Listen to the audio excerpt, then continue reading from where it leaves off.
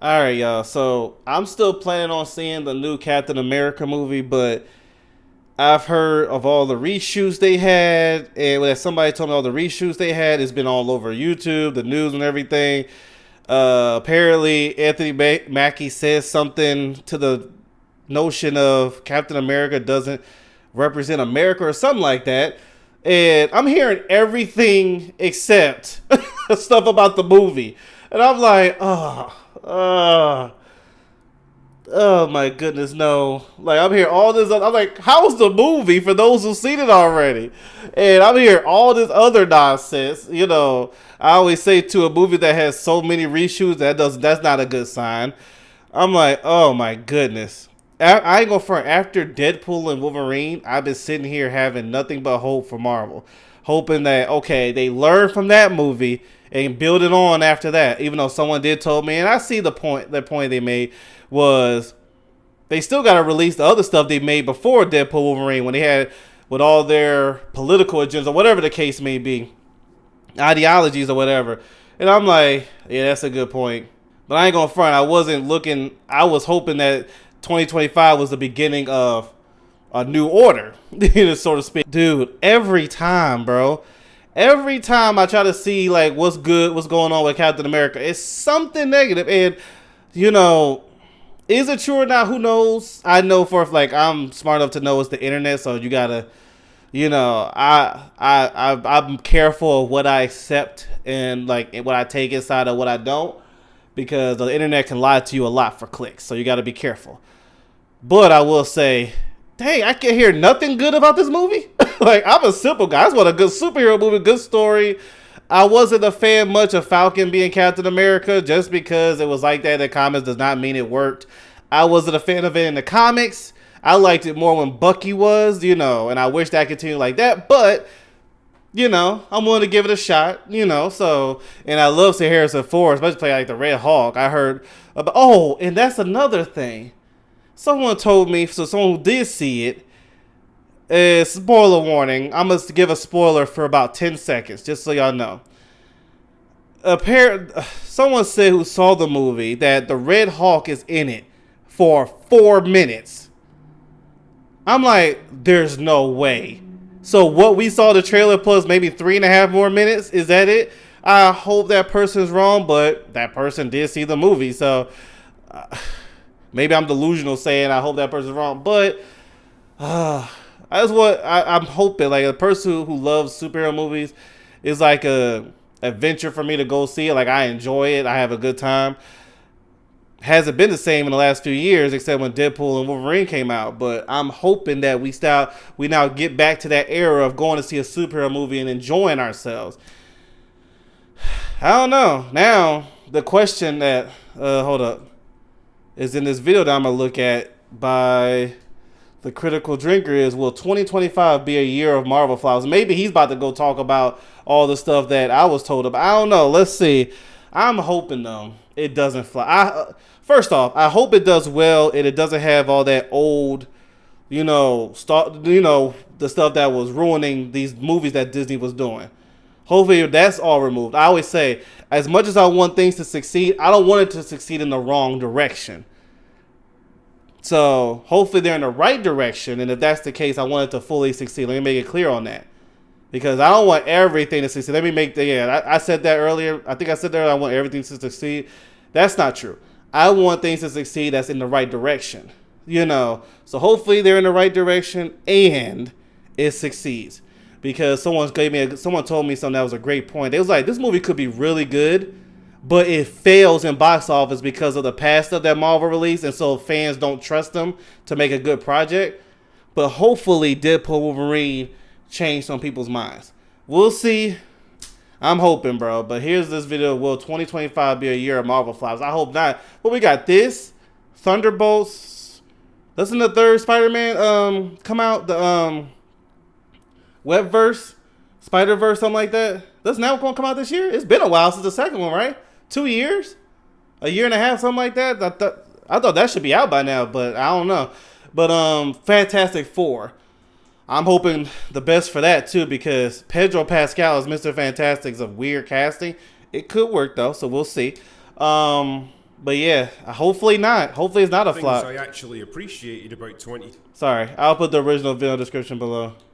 One of the things I actually appreciated about 2024 is that it was a pretty quiet year for Marvel projects. Yeah, Deadpool and Wolverine made a splash in the summer, and Echo kind of fell on deaf ears. Echo was embarrassing, bro. They could have done way better than that. Plus various production problems and delays. The trailer made you think it was something else, and then you watched the show and you're like, what is this? Sorry. Fell on deaf ears. But a combination of industry strikes the previous year, plus various production problems and delays as projects were retooled and reshot, all combined together to give us a welcome break from an MCU that had become kind of tedious and overwhelming. I stand on this when it comes to Kang. They should have kept him and bring back Jonathan Majors. I heard he wasn't even guilty for that stuff.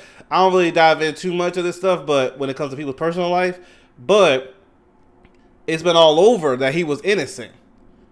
So I'm like, okay, hire him back and let's get this Kang thing going, because as much as the Ant-Man movie was, Kang, outside that ant beat him at the end, Kang was good. I mean, like, good casting. Jonathan Majors, I thought, did a great job. I wish they kept building on that. Hire him back, because I heard he's in other movies, so he has work. Disney, hire him back, and let's continue it. But no, they're going down the Dr. Doom route, which I'm down to check to see how that is, but I wish it worked towards after Kang's situation. You know, because I will say, as much as Ant-Man was, Kang was entertaining, and Jonathan Majors did a heck of a job. Did like that ending of him losing, though. To be real, I said this too a long time ago. Oh, shoot, wait a minute. I don't want to see that. Oh, combined. I said this. I said it way before Ant-Man came out in theaters. I said, you know how to get fans to really lock in and look at Kang as that dude for the Marvel Universe? Have this Ant-Man 3 movie and have the heart to have a villain win the movie. Like how Thanos did, but do it where Ant-Man 3, Ant-Man dies, Wasp dies, there's nobody left. Maybe the daughter's left.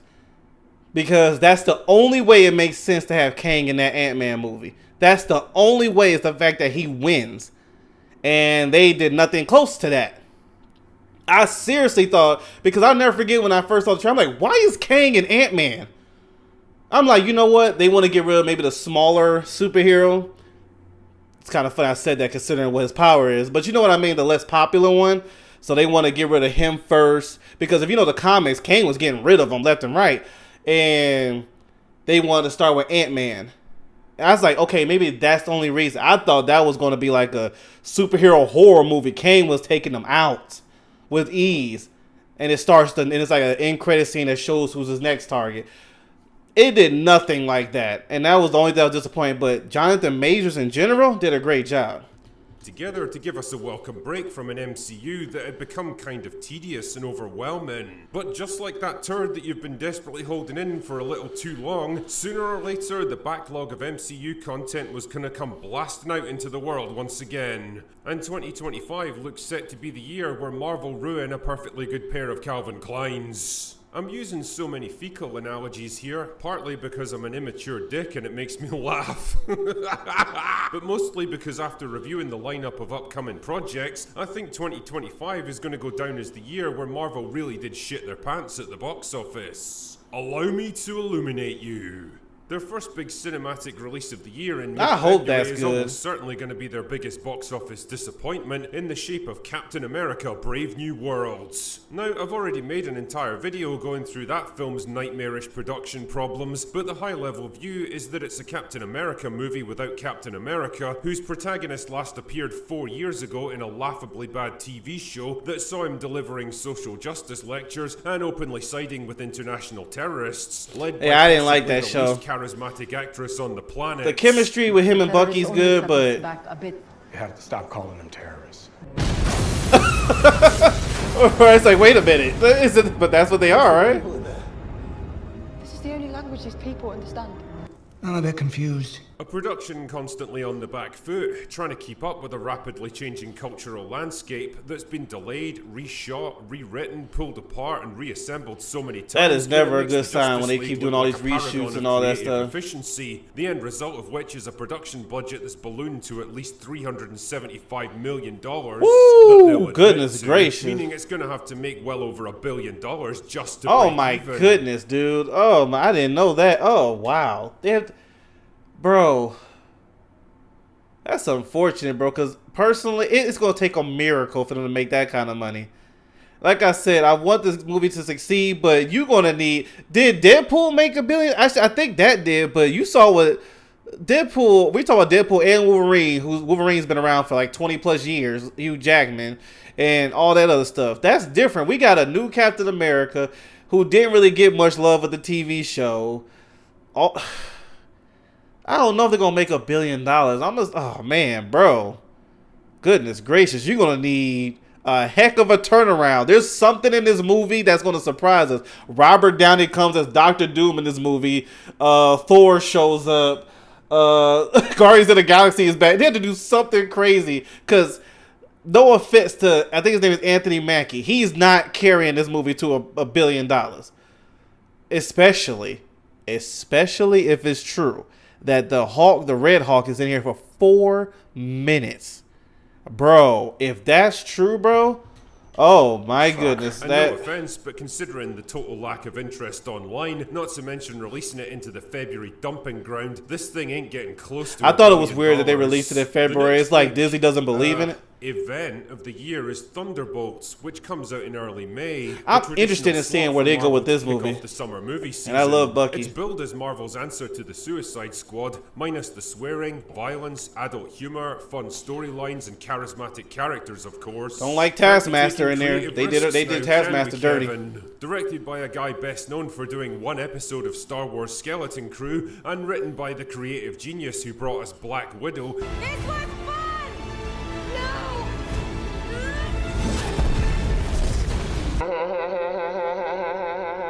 It truly is poised to be a movie of all time. Seriously though, there's no... Personally, I didn't think Black Widow was that bad. It wasn't great, but it wasn't that bad. To find out what the draw of this movie's meant to be. It honestly feels like it would have worked better as a TV show, sweeping up all the leftovers from other better projects into their... That would be a cool side TV quest. series. As it stands, it came in at a relatively lean $150 million budget, so there's at least a decent chance it'll turn some kind of other better projects into their own little side quest. As it stands, it came in at a relatively lean $150 million budget. So I don't know why I thought I heard $850 million profit for the studio, but honestly, I can't see it making much of an impact at the box office. Then there's Ironheart coming to Disney Plus at the end of June. I didn't care for her in the comics. Ain't gonna care for the TV show.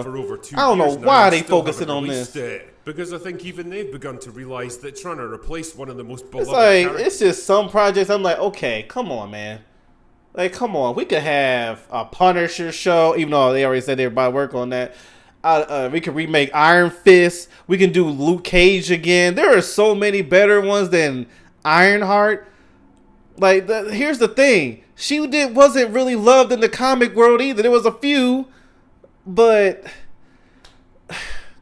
I don't understand that one. They could have elaborated more with Namor, have his own show or something. They could have started the X-Men like they showed the beginning of Professor Xavier and Magneto, Eric before it was actual X-Men or something. I'm throwing all these ideas out here.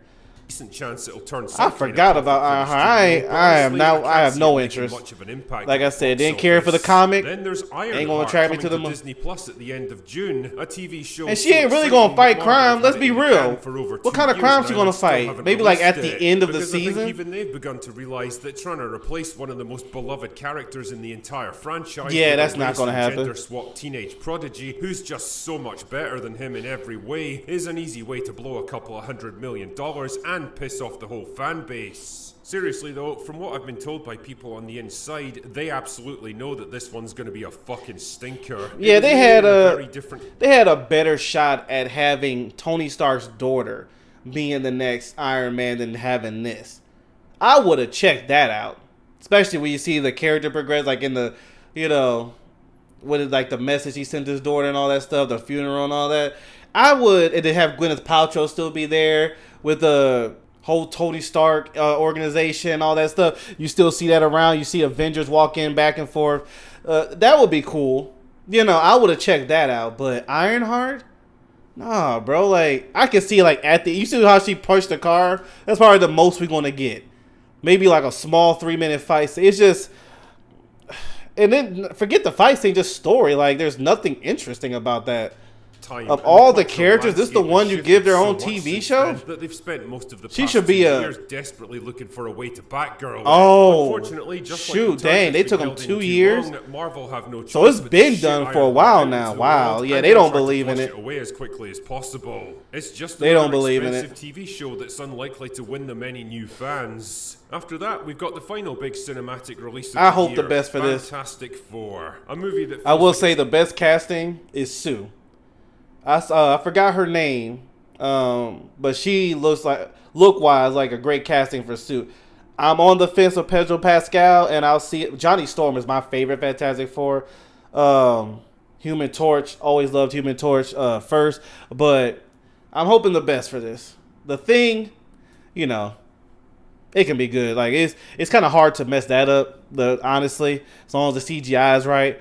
But Mr. Fantastic with Pedro Pascal is the only question. And I heard that Robert Downey is going to be in that. That could be really good. That's probably the birth. Well, more than likely, it's the birth of what we're going to get with the Avengers. arrived a decade late to the party, starring perennial flavor of the month Pedro Pascal, because of course it is, featuring a gender-swapped Silver Surfer, because of course it does, and Wait, directed whoa, by the whoa, guy whoa, who brought whoa, us whoa, whoa, whoa, perennial whoa. flavor of the month Pedro Pascal, because of course it is, featuring Why? Why? And yes, I know there was a comic of a female Silver Surfer, but let's be real here. It's not a male and female thing. What's the most famous one? The original. You know, let's get the first one first. Let's get him first, and then she can come later. I'm gonna keep hope alive. Maybe they'll do her right. I keep hope alive. I just wish I like my dad especially loves Silver Surfer, and I know he's gonna look at it like, I'm glad Silver Surfer's here. Why is Silver Surfer not a male? You know, but because he probably doesn't know that there was a female one too. But all right, as long as you do it right. Like I said, I'm giving it a try. Silver Surfer, That's still because weird, of course though. it It's like, does. why? And directed by the guy who brought us WandaVision after the original director backed out because he couldn't be arsed with superhero movies anymore. I'm with you on that one, mate. Yeah, I know Marvel comic fans are excited to see the Fantastic Four finally join the MCU. And Yeah, that's I'm just looking forward to peachy. it. But be honest with yourselves, after the goofy Fox movies from the 2000s and That was fun. whatever the fuck Josh Trank thought he was making, do you really think general audiences are going to get pumped up about a third iteration of the Fantastic Four? Do you really think the Marvel brand, not to mention the entire superhero genre, is strong enough to support a cookie cutter superhero I think it will. Here's what I think. I believe they're going to, if Robert Downey, Dr. Doom is in this movie, they're going to milk the heck out of that in the trailers. I seriously doubt they're going to show a Fantastic Four trailer without Dr. Doom. Especially since we all love Robert Downey. A lot of people was cheering he's back. Some didn't like it, but I'm interested to see where they go with it. Like I said, I'm pretty sure in this universe, Dr. Doom is Tony Stark from another universe who actually witnessed the loss of everybody and decided to go eat. It's a whole, like I already explained that before.